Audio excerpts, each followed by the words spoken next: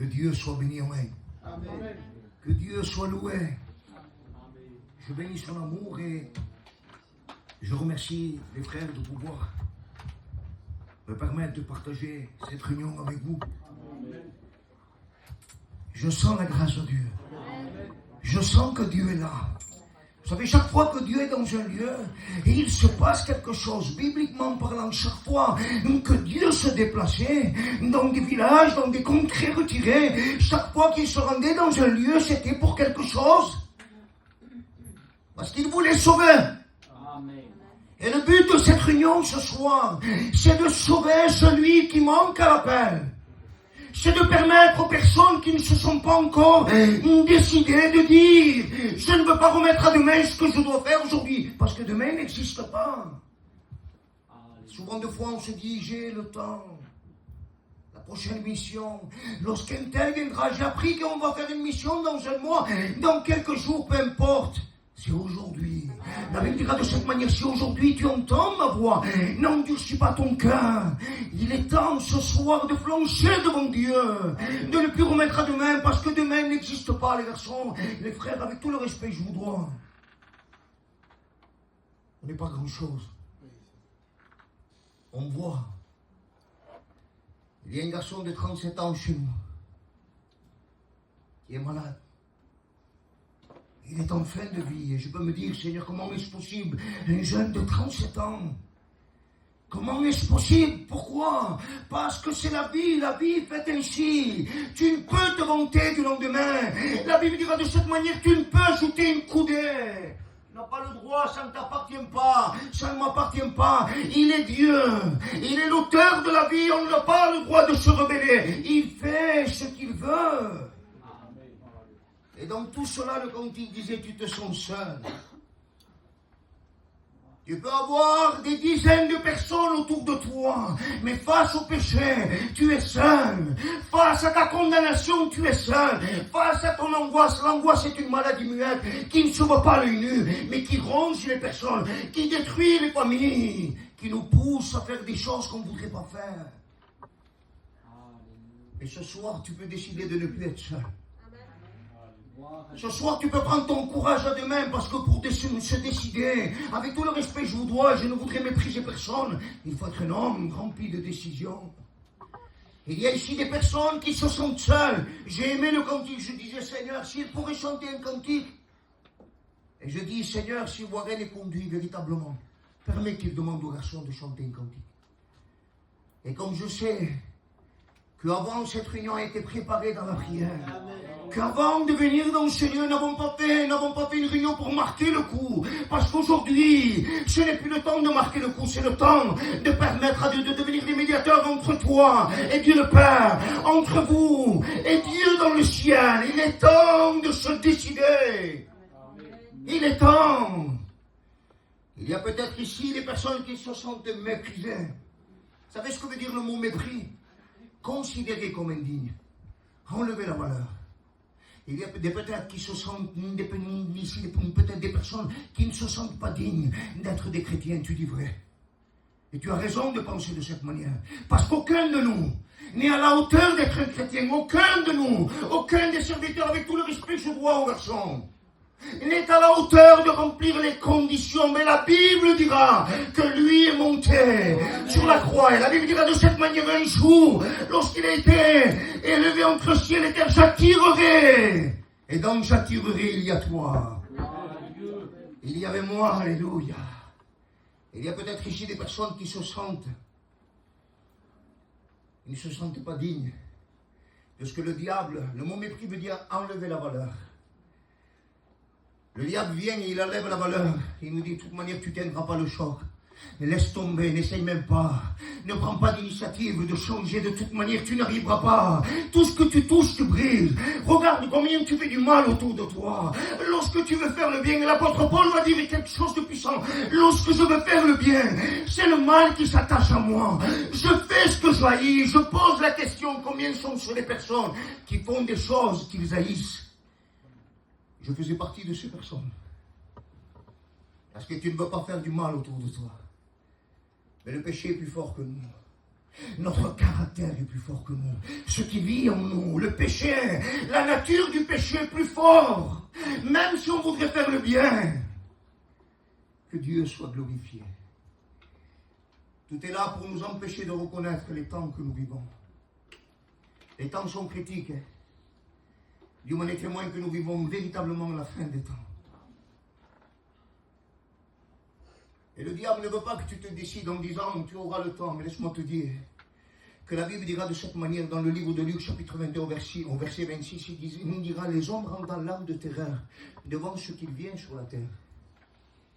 Je pose la question, combien sont les personnes qui sont terrifiées de ce qui vient sur la terre? Aucun dirigeant de ce monde, aucun grand président, tout est en train de s'effondrer. Vous entendez parler de guerre, de bruit de guerre, il y a eu des famines, il y a eu des pestes, il y a eu des tsunamis, il y a eu le livre de Matthieu au chapitre 24.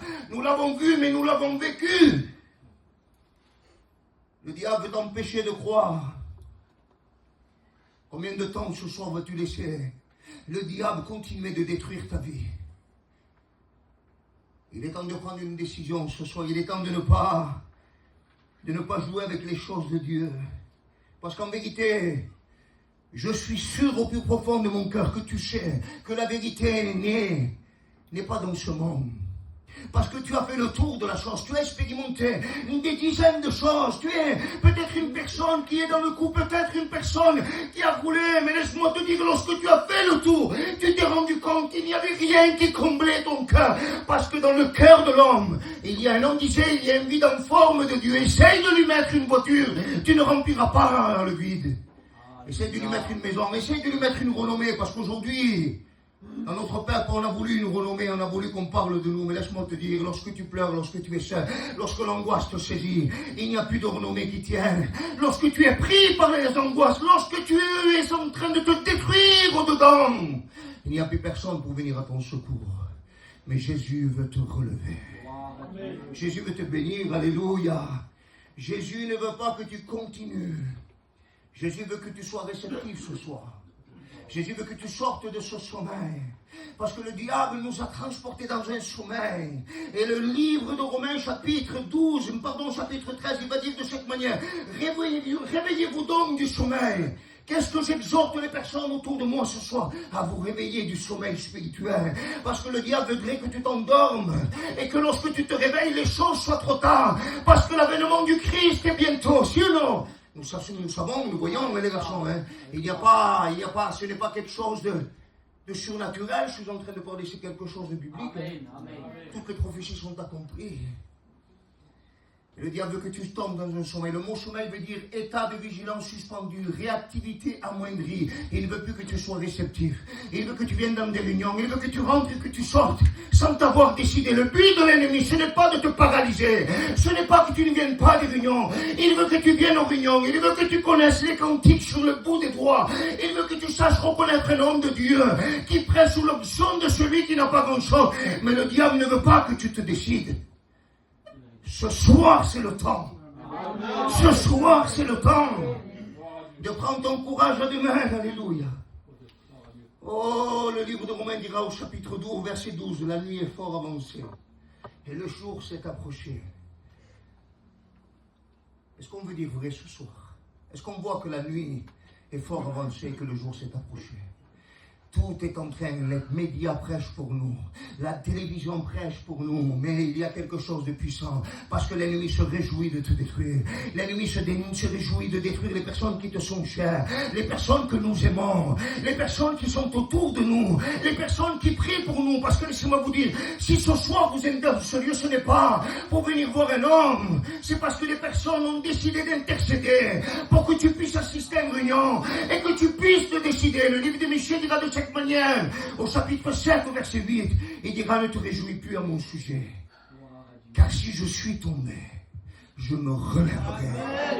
Il est temps que tu prennes ton courage à deux mains ce soir en disant, si je suis dans les ténèbres, parce que la Bible dira, écoutez bien, si je suis assis dans les ténèbres, l'Éternel sera ma lumière. Il est temps de prendre ton courage à demain de dire, si je suis assis dans les ténèbres, parce qu'avec le temps, avec les années, on s'est habitué à vivre sans Dieu. Laissez-moi vous dire, et je m'adresse aux personnes qui ont déjà un âge avancé, vous avez le droit de vivre sans Dieu, mais vous n'avez pas le droit de mourir sans lui. Pourquoi? Parce qu'il est réservé à l'homme de mourir une seule fois, après quoi vient le jugement. Et Dieu va dire de cette manière, j'ai mis devant toi le chemin de la vie et le chemin de la mort. Il va dire de cette manière, choisis la vie, à seule fin que tu vives. Les démons ne veulent pas aller en enfer. Que Dieu soit béni. Les démons ne veulent pas aller en enfer. Il nous est arrivé des dizaines de fois de prier pour des personnes possédées et de leur ordonner, tu repars dans les abîmes et dire, non, je ne veux pas y aller. Je ne veux faire peur à personne ce soir. Mais c'est une vérité. Nous vivons les temps de la fin. Et tu as besoin de dire, ne te réjouis plus à mon sujet, parce que l'ennemi se frotte les mains. Il veut ta destruction.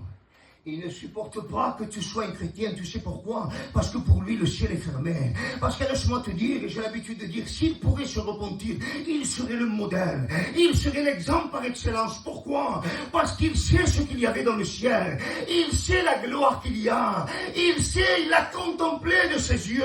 Mais à un moment donné, par rapport à son orgueil, par rapport à sa vanité, il a été précipité. Et il sait que toi, ce soir, moi, tous autant que nous sommes, par le moyen de la repentance, nous pouvons accéder au ciel. Le ciel lui est fermé. Je bénis son amour. L'Éternel sera ma lumière. Je supporterai la colère de l'Éternel puisque j'ai péché contre lui. Il faut que tu comprennes qu'il y avait un acte qui te condamnait. Il y avait des puissances de ténèbres qui venaient avec un droit légal, on appelle ça un droit légal. Et qui le balançait devant Dieu en disant, tu vois, sur un tel, sur Israël, j'ai le droit. J'ai un droit légal. Pourquoi? Parce qu'il pêche, il est à moi.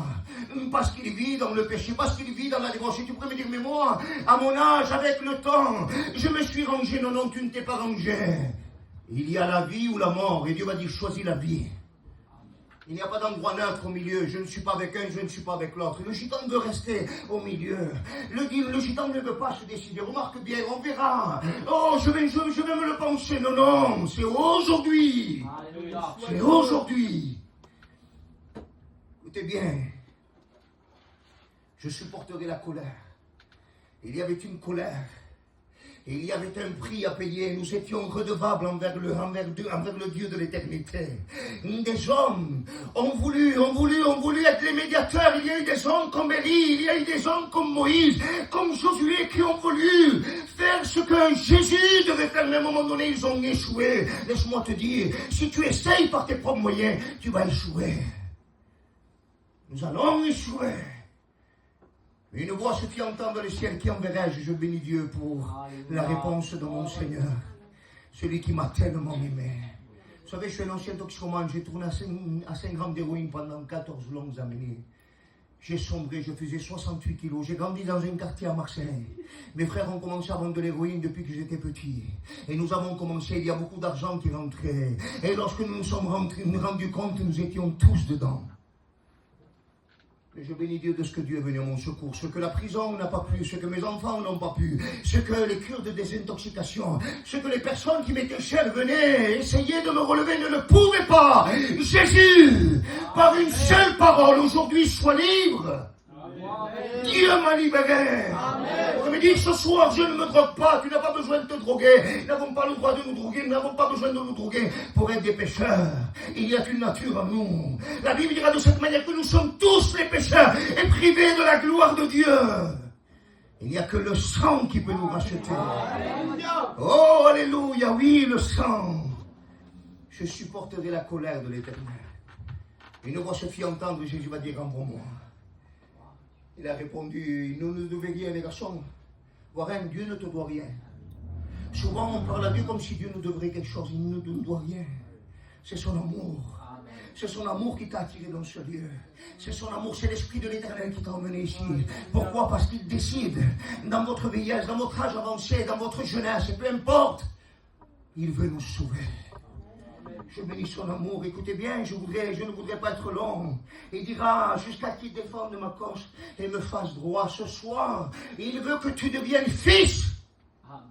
Et en tant que fils, il va y avoir des droits qui vont être attribués ce soir. En tant que fils, tu auras des droits envers Dieu le Père. Et ça, l'ennemi n'aura jamais de droit. Il ne sera jamais fils. Il sait que l'enfer a été créé pour Satan, le faux prophète. C'est pour lui, ce n'est pas pour nous. Jésus n'a jamais voulu que l'humanité ne soit en enfer. Il veut nous faire droit. Il veut que nous puissions devenir des enfants avec un droit. En disant, tu es mon Père. Tu es mon Père. Laisse-moi te dire que ta décision va bloquer la main de l'ennemi. Parce que Dieu le Père va se lever de son ciel de gloire. Il va se lever de son trône. Il va ordonner à l'ennemi, il va ordonner à Satan, ne le touche plus. Pourquoi? Parce qu'il y a une décision qui a été prise. Et le diable est obligé d'arrêter, de détourner ses regards. Parce qu'il sait qu'il ne peut pas contre Dieu. Parce que laisse-moi te dire, ce soir c'est Dieu qui veut te sauver. Mais si demain Dieu est contre toi, tu n'as plus personne. Pendant que Dieu est avec toi, le diable peut se lever jusqu'à demain, pas de souci. Mais si demain, tu te dresses contre Dieu, il n'y a plus personne pour venir à ton secours. Je termine ce soir, écoutez bien. Il dira, il me conduira à la lumière, je contemplerai. Mon ennemi le verra et sera couvert de honte. Le livre d'Isaïe, chapitre 42, verset 6, il dira, je ferai marcher les aveugles. Parce que souvent, on n'a pas... Il y a des craintes spirituelles, comme en disant, Seigneur, mais comment vais-je faire? Si je me donne à toi, il va falloir que je renonce à telle et telle chose. Ma vie va changer, ma compagnie va changer. Tout va être bouleversé. Oh, tout doit changer, laisse-moi te dire. La Bible dira, et le frère l'a dit, venez-vous tous qui êtes chargés et fatigués, et je vous donnerai non pas un repos comme le monde peut le procurer, mais le véritable repos qui dure et qui nous accompagne tous les jours. Que Dieu soit béni. Je ferai marcher les aveugles. Laissez-moi vous dire, si Dieu est capable de faire marcher les aveugles, il va te faire marcher. Alléluia. Écoutez bien. Sur un chemin qu'ils ne connaissent pas, je les conduirai par des sentiers. Dieu a déjà tracé des sentiers pour toi. Dieu a déjà un chemin, déjà tout prêt. Dieu n'est pas surpris ce soir. Si tu dois revenir à Dieu, laisse-moi te dire que l'enfant prodigue à un moment donné, lorsqu'il décida, parce que tout est une décision, le diable ne veut pas que tu te décides. Le doute et l'indécision sont deux ennemis qui peuvent détruire une destinée. Je bénis son amour ce soir. L'enfant prodigue, il va dire de cette manière, dans la maison de mon père, il y avait du pain. Oh, alléluia, je me lèverai, il va dire. C'est une décision, une prise de conscience. Je me lèverai, j'irai. Le père n'a pas envoyé le fils ou le servant fabriquer un anneau lorsqu'il a vu le fils, non, non. Il n'a pas envoyé au tailleur ou au couturier, fabrique-moi un vêtement nouveau. Non, non, tout était prêt. Tout était de côté. Oh, Dieu dans son amour a déjà tout préparé pour toi. Parce que Dieu n'est pas surpris de ta situation. Il veut te donner une alliance nouvelle. Il veut te dire, si tu te repens, parce que le véritable évangile est un domaine de foi. Si tu crois, tu verras. Si tu te repens, il y a le ciel pour toi. Une nouvelle alliance. Il veut faire pacte avec toi. Que Dieu soit béni. Je termine. Il dira, je les changerai devant eux. Les ténèbres en lumière et les endroits tortueux en plaine. Voilà ce que je ferai. Et je ne les abandonnerai jamais. Je voudrais qu'on ferme nos yeux maintenant.